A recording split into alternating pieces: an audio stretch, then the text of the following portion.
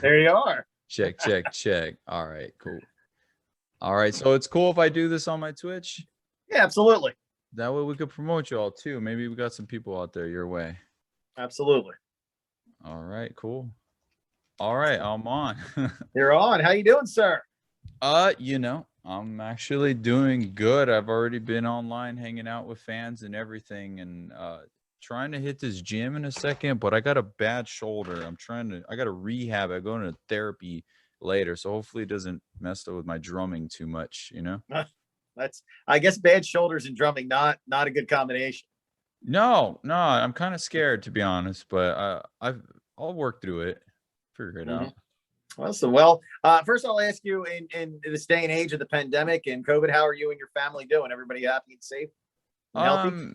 In my immediate family, yes. Within my extended family, for the most part, yes. We've definitely had a couple family members have it. One of my best friends did have the virus, and he was hospitalized for a bit. Oh, I'm from El Paso. It got hit pretty hard a couple months ago. It's like anybody, man. We're all kind of dealing with it, and it sucks. But within my immediate and extended family, pretty much everyone's been safe, even if they've had it. So that's can't complain too much if you're alive. yeah, that's good. It's good to hear. So I guess recording a new record, how you been filling your time with being not able to tour and being in the lockdown? Honestly, like that's why I asked you before I came on if I could do Twitch because this has Mhm. been our main thing. Craig, our singer, and myself, we love doing this. Like it's really cool, man. You just hang out with fans, and sometimes it's just talking, and basically they get to ask me questions, and we interview, and I ask them questions and try to rank top tens of things, and a lot of times it's just playing video games with them and getting to kind of hang out and doing basically this Twitch has kind of turned into our virtual merch store as well. So they get to get Mhm. all the cool items with the shirts and the signed stuff and everything. So Twitch has been taking up, almost all of my time outside of trying to, deal with my wife working and me trying to do this and my 4-year-old twin daughters just destroying my house constantly. That that pretty much fills my day. Awesome. Well, you got the new record, Chemical Warfare. It's April 16th, correct? I think so. Autumn's I on think. here. Maybe she could answer. It was supposed to be February. I think it's Yeah, April 16th. I think it's yeah. Talk to me about recording this record, and you kind of like slow rolled a couple songs here and there out there, but talk to me about recording and what we can expect from this Escape the Fate record. Honestly, the recording process itself was insanely fast and but slightly chaotic because we went in for like 2 weeks and then a couple more weeks in March. We started in December 2019, and then with the pandemic, it kind of changed things, right? So Mhm. after the tour we did last year, there was a couple more weeks of some additional songs, but it flew by really quick. Everything else was sort of just production and the songwriting and everything was there. And Thrasher really, our guitar player, took the lead on it all, man. And he just sort of, just really, I don't know, he's becoming a great producer. He's working with Travis Barker, who's featured on our album. So we got Travis Barker and we got Lindsey Sterling, gnarly violinist, Mhm. insane. Maybe you've heard her song "Shatter Me" with Lizzie Hale, and yeah, it was crazy. It's really was about putting down our guard, putting down our egos, and sort of listening to each Mhm. other and trying to come up with the best work of art as opposed to like last album was fighting for our own individual pieces to be featured on the album. This was like, all right, we got the producer. Let's listen a little bit, because we know we've had success with him before. So let's go back and listen. And he's killing it with all these other artists. So let's try to throw every bit of formula we've ever had out the window and try Mhm. some shit. You know what I mean? Let's just try, see what happens. And so we have some tracks that are kind of different for us, and I don't know, it's a weird journey. I think as a complete album, it's going to be really cool. Maybe there's no individual song that stands out as like, damn, that's Hey Jude, or you know what I mean? Like Yeah. but as a collective, it's a lot of great songs, and it's interesting, man. It's definitely different to Looking say the least. forward to hearing it. You mentioned Lindsey Sterling and Travis Barker. I was going to ask, how did they, how did you get them on the record? How did that all become? But you said Travis Barker and your producer, already had a relationship. Yeah. So John Feldman produced the record, and he produced the most recent Blink 182 records. So they have a relationship, and pretty much Travis Barker's kind of his in-house session drummer guy. So Gotcha. Travis is probably on a lot more records than anyone even realizes.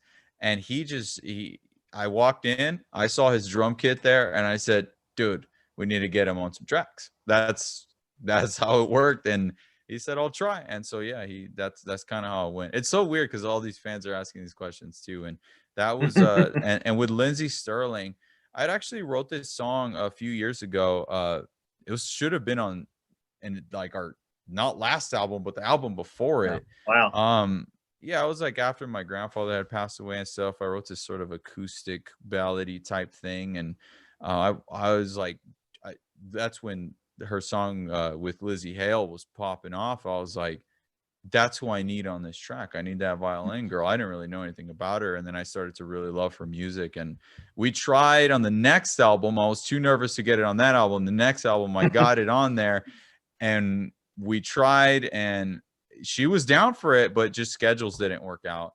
And so, that song went out anyway. But then this next album, everything sort of aligned itself. No one's touring, so she was like, yeah, I'll come do it. And it was really cool, man. And I've said it a million times now, but she's the sweetest person I've ever met, dude. And it's really cool to get someone else's perspective, and for her too to go into something that's like really rock and heavy. I wanted her for like this somber, very melodic ballad, and she was like, we're gonna put her on a heavy track. Like, what? Oh, but okay, let's see how it goes. But she was super awesome, man. Sweetest girl I've ever met. Literally the nicest person of all time. Like, I don't think Nice. it's a contest. Maybe Tom Hanks, but I've never met him. But you're assuming he's a nice guy. Yeah. Well, the song with Lindsey Sterling getting some airplay here in Atlantic City, New Jersey. We're enjoying it. So congratulations on that. As we're moving further into 2021, you obviously have the record, and normally the band will go out on the road and promote it. What do you think touring's going to look like as we, move to a little bit more normal lifestyle as time goes on?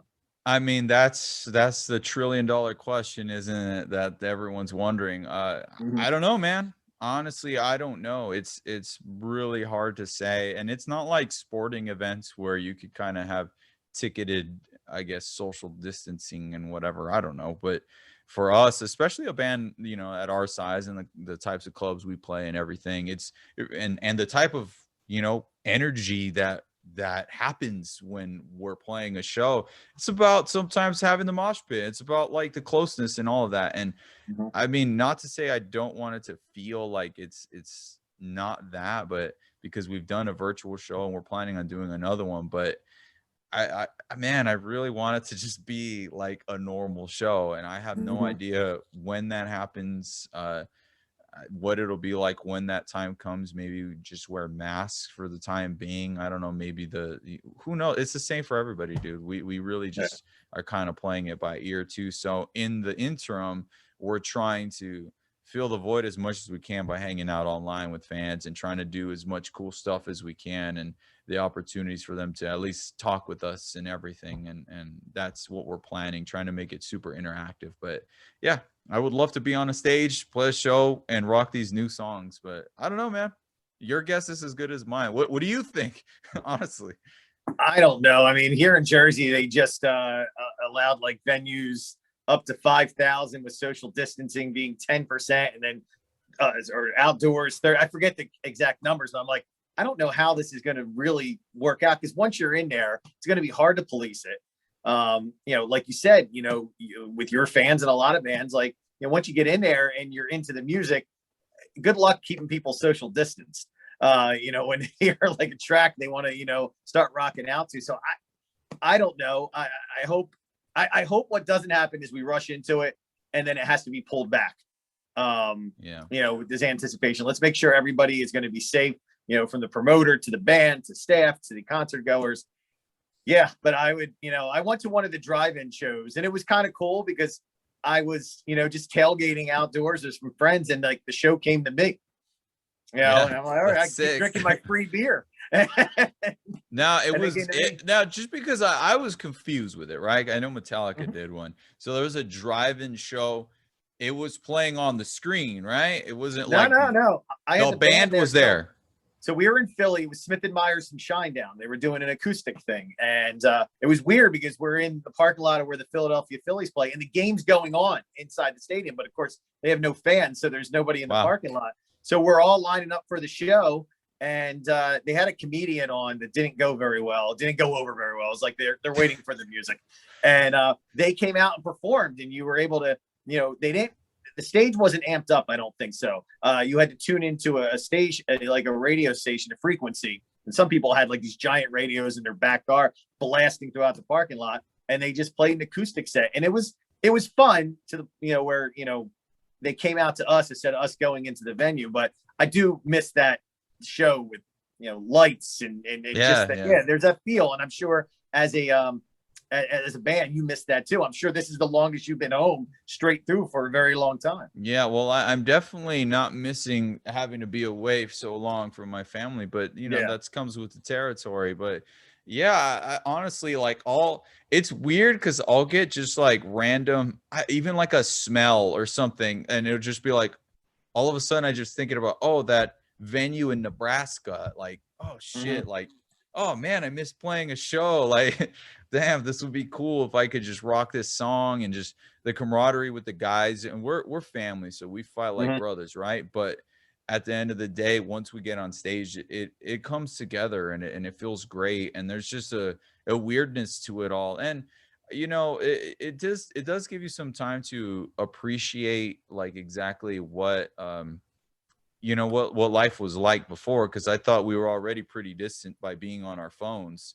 Yeah. Now it's like, nah, there's other levels to it of isolation, and yeah, it's just a simple thing. So I can't wait for that to happen, and but it's a blessing in some ways, just that I got to learn this whole new platform and medium of being able to communicate with people and try different things and maybe just refresh ourselves and stay home and kind of get our marbles back in order, because touring does Yeah. do a lot to you mentally, and so now it's cool that we got to all kind of decompress. We had been talking about the possible hiatus or whatever and all these things, but now it's sort of a forced upon us type of hiatus. And Yeah. it's, so you got to take the good with the good and the bad with the bad, and to me the bad can kind of be a blessing at times. Yeah. I mean, it definitely opened up a new way to communicate with your listeners. I've seen a lot of artists, whether it's virtual concerts or virtual meet and greets, or like you're doing different social media platforms. That's like the only positive. It's like a new experience to connect with your favorite bands and have these experiences. Outside of that, nothing positive about it at all. No. But we're gonna get a ton of new music. I've talked to a lot of artists because all they've been able to do is be home and record new music and write new music. So 2021 is going to continue to flood us with new music. You got the new record, Chemical Warfare, April 16th. We're playing Invincible here on WMGM in Atlantic City. And I thank you for taking some time, sir. I know you got a busy day. I want you to get that shoulder repaired, and Yeah. we'll hopefully see you on the road soon. Oh, dude, totally. And thanks for playing us, man. We don't go to Atlantic City enough. I think we've been there like twice ever, once with Buck Cherry, and I would Mhm. love to go back. So now we have to, right? And maybe we'll do some in studio with you guys. Absolutely. We lost our little House of Blues here years and years ago, and that's where a band like you, Buck Cherry, and all those bands would come. So we still get some rock shows in here, but we got to find a venue to fit that niche, and the House of Blues closed on us. So hopefully we'll find that soon. You will. You got time now.